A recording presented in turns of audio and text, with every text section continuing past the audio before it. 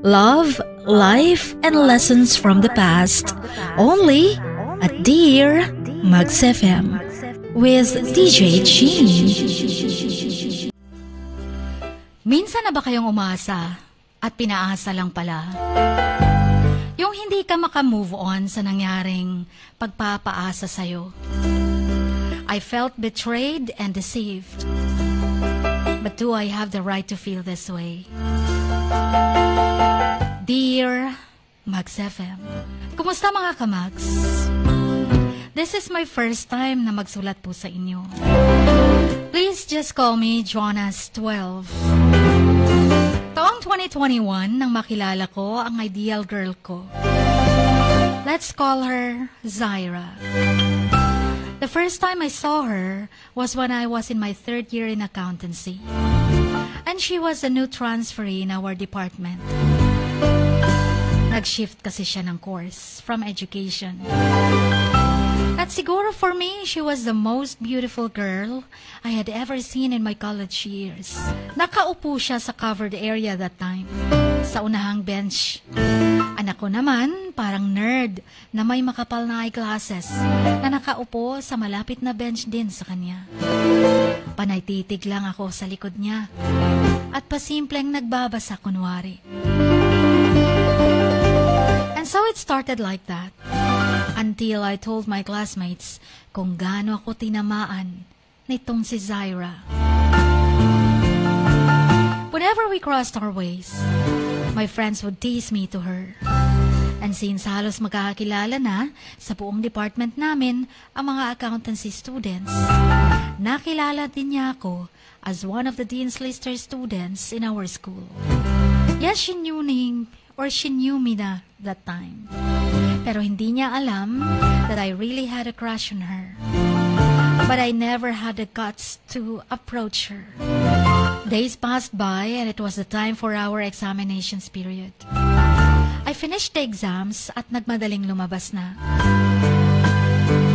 To my surprise, she was standing right in front of me at ngumingiti sa akin. Sabi niya, she has no one with her to accompany her for lunch. Kaya inas niya ako to come with her for some time. And since panay nga tinutukso kaming dalawa, or siguro may nagsabi na sa kanya kung gaano ako kapatay sa kanya. Kaya siguro niya ako biglang kinaibigan.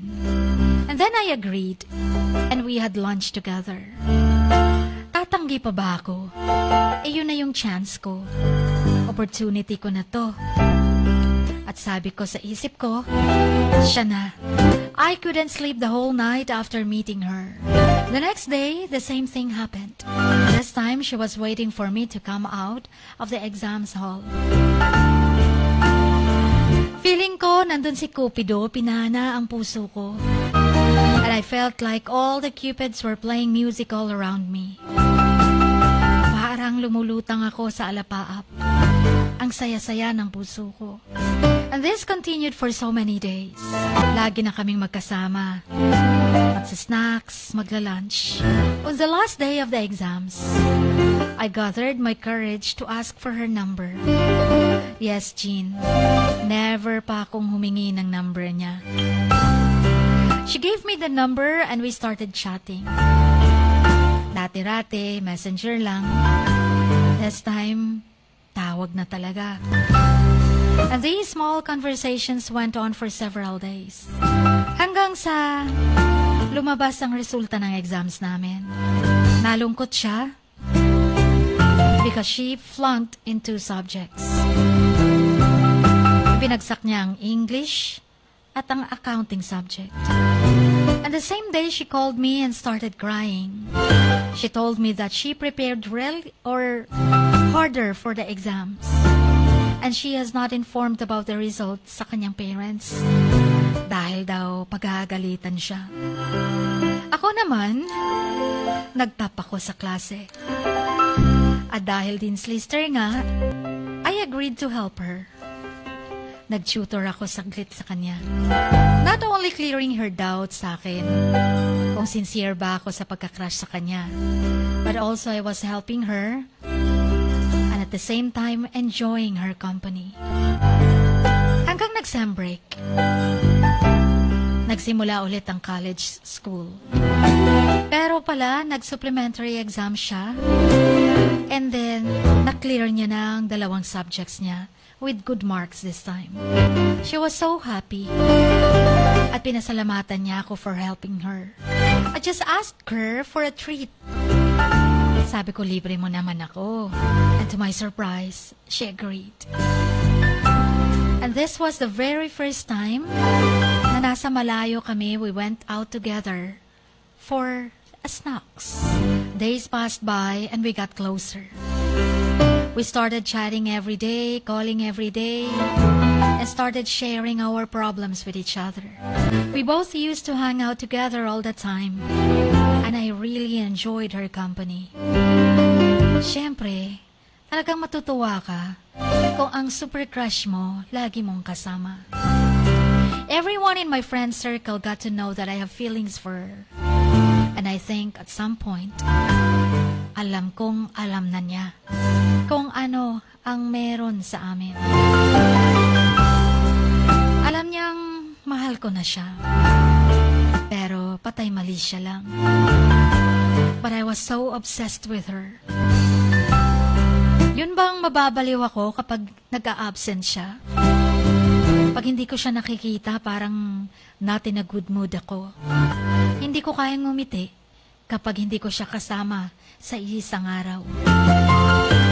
I just wanted her so badly. I wanted her to feel the same thing like I did. Hanggang nag-4th year college kami. Papalapit yung birthday niya nun. Tapos, may naipon na akong pera at binigyan din ako ng ate ko. Pinadalan ako ng few dollars. Nakapag-asawa kasi siya ng isang Britain citizen. Binalikan ko ang isang bag na gustong-gusto niya noon. Pwede ko nang pangregalo sa kanya. Pero that time, when I bought that bag, it was also the time that I was waiting for her to come. That was the time I decided to propose to her. My heart was pounding at 1,000 beats per minute. And she finally showed up after an hour of waiting. Yung bang isang oras kang pinaghintay. Yung nababagot ka na. Pero nung dumating siya, naging maaliwalas pa sa araw ang mukha ko. And as soon as she saw me, papalapit na sa akin with a smile on her face. I thought she had an idea of what I am planning to do na. Parang alam na niya yatang magko-confess na ako. Yun ang akala ko. We sat in a corner sa isang kinainan namin, and I decided to tell her how much I love her. That was the time she said, may big news daw siya sa akin. Pero sabi niya pa, sige, mauna ka na. Anong sasabihin mo sa akin? Pero sabi ko, sige, mauna ka na, mamaya na. Okay lang ako, makakapag-antay yung sasabihin ko. Mas gusto kong malaman ano ang good news mo for me. And then she told me that she's getting engaged to be married. Chin, parang binuhusan ako ng yelo. My whole life turned upside down. Bumaliktad ang mundo ko. I was speechless. I couldn't speak anything. Nakatitig lang ako sa mga mata niya. Habang nakangiti siya, ako naman, na-shock at hindi kayang ngumiti. All my plans and my feelings for her were destroyed in just a matter of seconds. All I could say that I was happy for her. Pero nagpatuloy ako. Binigay ko ang bag ko sa kanya. Yung bag na binili ko, nasanay sabay ng pag-confess ko sa kanya. Pero habang inaabot ko yung present ko or gift ko na bag, I wished her happy birthday. At walang confession na nangyari. And I just acted normally, na parang wala lang. Hinatid ko pa siya sa bahay nila. Matapos nun, pumunta ako sa isang lugar na wala masyadong tao. and I started crying. Yes, Chin, kalalaki kong tao. Pero umiyak talaga ako ng todo. I cried like a baby, and I couldn't control myself. I felt like I have lost the most precious thing in my life. Alam mo yung ilang days akong nag-absent sa klase. And then Syra started calling me. And I did not answer her calls. After a few days, bumalik ako sa school. Tinanong niya ako anong reason for not answering the calls. Sabi ko I was just busy. May emergency lang sa bahay. And then I ignored her. Hindi ko na siya masyadong nilalapitan. Hindi ko na siya kinausap for several days. Ayokong isipin na pagkatapos ng graduation ay kakasal na siya. Ayokong isipin na ang babaeng ang tagal kong hinintay ay kakasal na sa iba. Hanggang sa isang araw, sa loob ng classroom, when no one was there in the class, she then came to me and asked me the reason for such behavior. Bakit ganun na daw ako kasuplado sa kanya? With tears in her eyes, nagtatanong siya, nagsusumamo, kung bakit iniiwasan ko siya. I then realized it is of no use ignoring her. Sabi ko, I had only few days to be with her. Habang hindi pa siya kasal, sige. Susuluitin ko na lang na makasama ko siya while her marriage date was very near. So I then decided to behave normally and be with her and treasure every single moment of our lives. Here comes our graduation. Gusto ko siyang yakapin. Gusto kong umiyak sa mga balikat niya. Gusto kong sabihin sa kanya na wag na siyang magpakasal. Gusto kong sabihin na ako na lang. Gagawin ko ang lahat. Kung gusto niya nang magpakasal, magpapakasal kami. A day after the college graduation, she ended to come to my house personally and handed me her wedding invitation. Chin, hanggang imagination na lang yung pagyakap ko sa kanya. That time, gusto kong umiyak, nanginginig pa ang kamay ko sa pagtanggap ng wedding invitation niya. And I agreed to attend the wedding. But that time, hindi ko na-realize na ang naghihintay sa aking trabaho sa Manila, sa QC, ayun din yung date na magiging flight ko para pagdating ko doon, tamang-tama sa final interview ko. Actually, pwede pa namang ipagpaliban ko yon, since the joining date was after her wedding pa naman. But I decided to leave the town as soon as possible to avoid the wedding. So umalis ako and I messaged her saying na kailangan ko na talagang umalis because of the job na naghihintay sa akin sa QC. Sobra siyang na-offend. Sobra siyang na-disappoint. Gusto niyang magalit.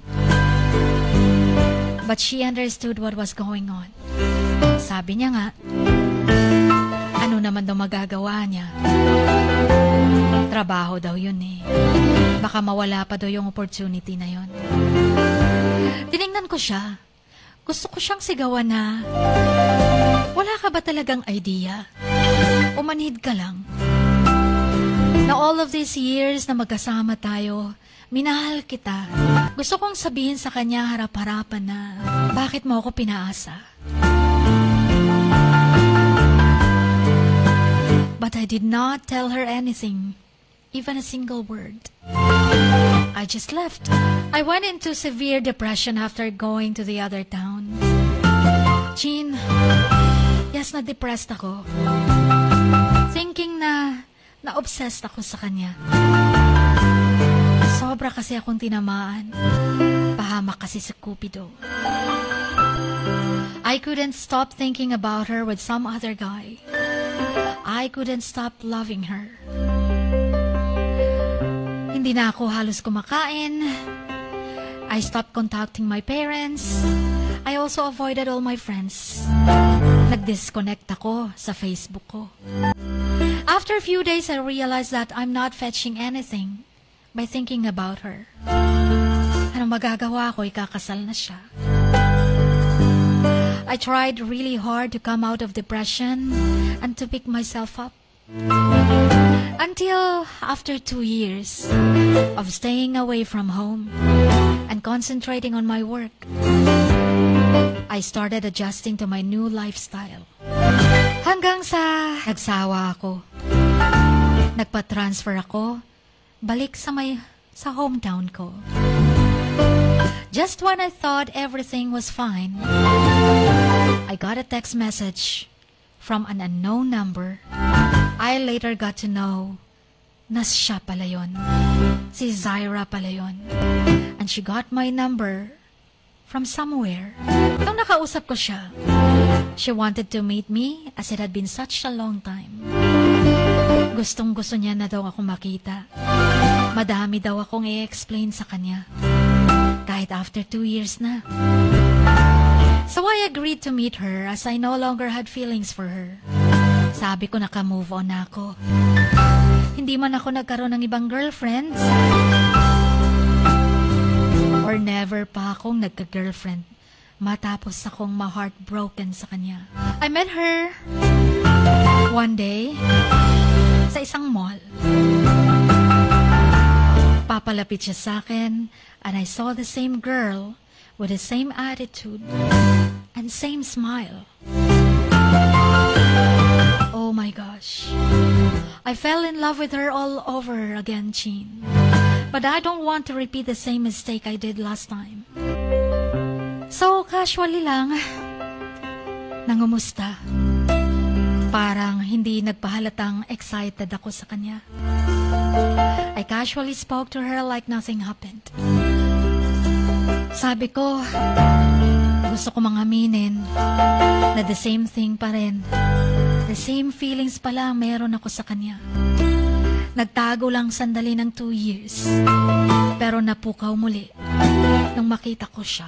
Na-share din niya na wala pa silang baby ng husband niya.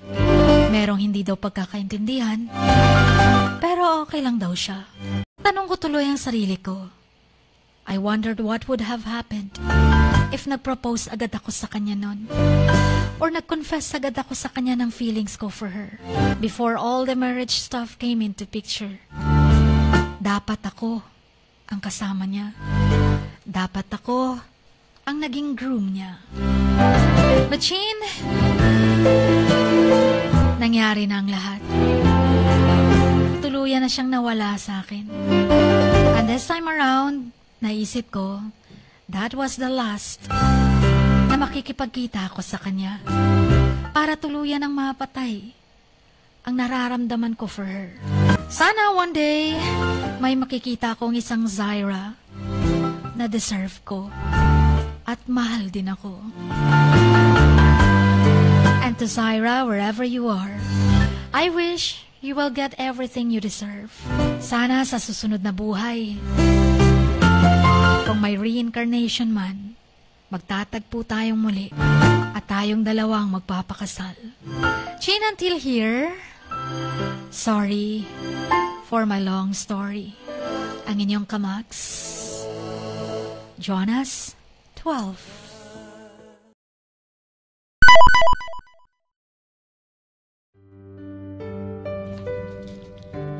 Sa bawat pagluha mo, may nakatagong kwento. Sa bawat ngiti mo, may gustong sabihin ang puso mo. At sa likod ng iyong halakak at maging sa pagkabiko mo, may mensaheng nakabalot sa iyong pagkatao. At ang tanging nais mo lamang ay mapakinggan ang mga ito ng buong mundo. Dear Max FM with DJ Chini. Life has got all those twists and turns. Stand up for what you believe in. What lies behind you and what lies in front of you pales in comparison to what lies inside of you. Dear Max FM with DJ Chini. Sabi nga nila, ang pagsusulat kapag masyado mong diniinan hanggang sa susunod na pahina ay nagmamarka. Katulad ng pagmamahal, kapag masyado mong ibinigay ang lahat, yung sakit na gawa ng nakaraan, dala pa rin hanggang kasalukuyan. Dear Mags FM, you own your story and you are the author of your own book of life. Don't let others write your script, but let others hear your story and make them inspired. Kaya sumulat na, maging bahagi ng aming programa, Dear Mags FM with DJ Chini, tuwing Lunes hanggang Biyernes, 1:00 hanggang 3:00 ng hapon sa Max News FM, Sock Sargent. Love, life, and lessons from the past, only at Dear Mags FM with DJ Chini.